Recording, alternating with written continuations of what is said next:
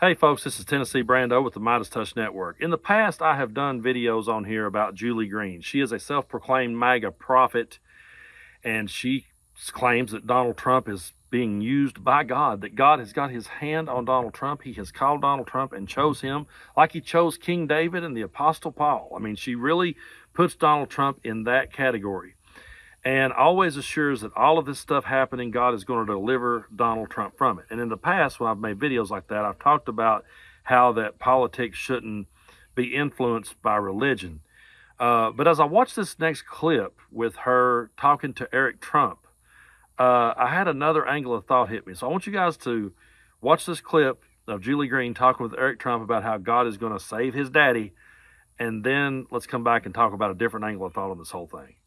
No matter what they're going to do, and no matter what they're going to try to do to your dad, it will not go the way they want it. It will not go the way they want it because God's on his side, and he's called him his David. He's his anointed, his appointed one. He said it more than once. He continually say it. I've had so many different prophetic words regarding your father, and the Lord, I've cried because I knew the love that God has for him, the love that God has for your family, and I could just feel it. And it's like he's not going to forsake you, and he's not going to let this continue. So when I first saw that clip, I thought, oh no, it's Julie Green again. What's she going to say this time? And I see she's talking to Eric Trump, and I'm like, okay, this should be entertaining. And so as I'm sitting there watching it, looking at the puzzled look on his face, he's looking at her like a dog that's been shot a card trick. And that's because he has no clue what she really is talking about, other than he knows that it's in his best interest to nod along with her and agree with her.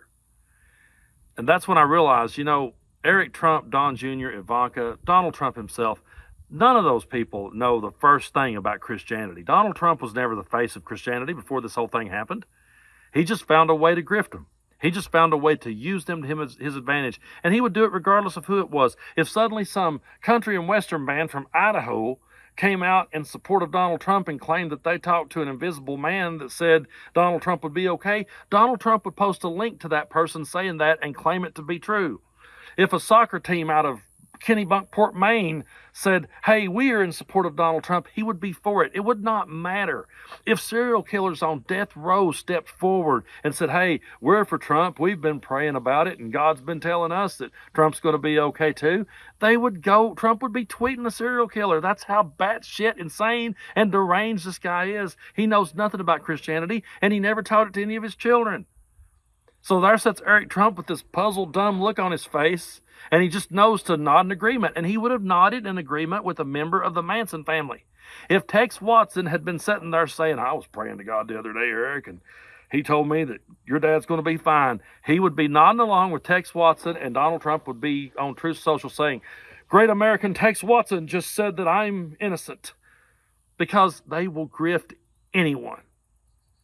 And I can't talk about this without rehashing this point that should be the ultimate supreme insult to anyone who is a true Christian, to anyone who goes to church for all the right reasons, to anyone who believes for all the right reasons. To all of you out there that actually follow the teachings of Jesus and you do what Jesus instructed, to those of you that help the poor and you feed the hungry and you clothe the naked and you give the thirsty something to drink and you visit those that are sick and you visit those that are in prison and you try to live the cleanest Christian life that you can, and you try to do so by being forgiven, Donald Trump and his entire family cashing in on these and the MAGA prophets, but cashing in on these MAGA prophets should be the biggest insult to you and your faith, and more people in the church should stand up to this kind of thing. And I've said it before, they should stand up for it because their own book instructs them to. Their own book talks about the false prophets who will come along in the last days, and they will look like they'll quote the teachings of Jesus. They'll do great things for people in the name of Jesus, but underneath it, they're a wolf in sheep's clothing. Their very own book tells them that this ain't right. And so to the ones that are sitting back on the fence, quiet about it because you don't want to rock the boat, it's not about rocking the boat. It's about being guilty by association. Back when I was 20 years old, I got up and walked out of a church. And at the time, the minister was going really far off script in the year 2000. I left and I started going back again in like late 99. And I think my last time there was 2002. And this minister started going so far over into right-wing politics and so far outside the Bible. And if he was inside the Bible, he was twisting it to his own benefit. And I caught that. And I found it insulting. And I got up and walked away. And over the years, I have watched that minister evolve into a MAGA prophet like Julie Green. So I myself have sat under it. And I myself got up and walked away from it. I couldn't tell you where I stand today. I'm not much of a believer anymore. I don't go to church anymore. I've always said, when people says, do you think there's a God? I'm like, well, is Morgan Freeman on my front porch? You know, it's possible. Morgan Freeman could be on my front porch. I mean, he's alive. He's in the world. I kind of doubt it, but anything's possible in this world. But I got up and I walked away from that because I found it insulting. And I found it insulting to the book I was reading. And I found it insulting to the good people who were sitting there amongst me. And I couldn't sit there and be guilty by association.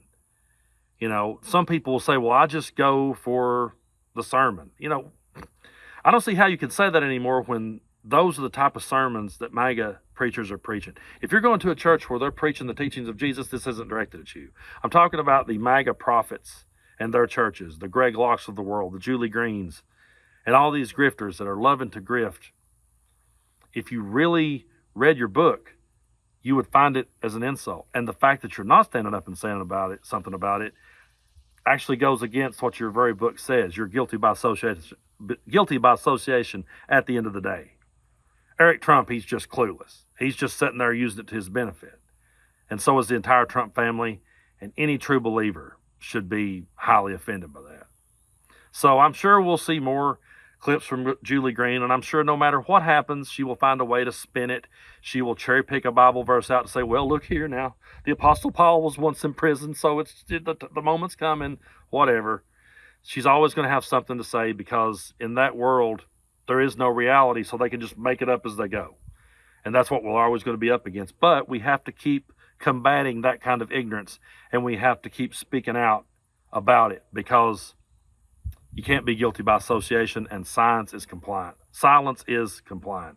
Sorry, I got tongue-tied today. But folks, keep hitting that subscribe button here on MeidasTouch and get these videos out there. And as always, until next time, I'm Tennessee Brando. You guys keep tuning in. I'll keep telling you the truth. Hey Meidas Mighty, love this report? Continue the conversation by following us on Instagram @MeidasTouch to keep up with the most important news of the day. What are you waiting for? Follow us now.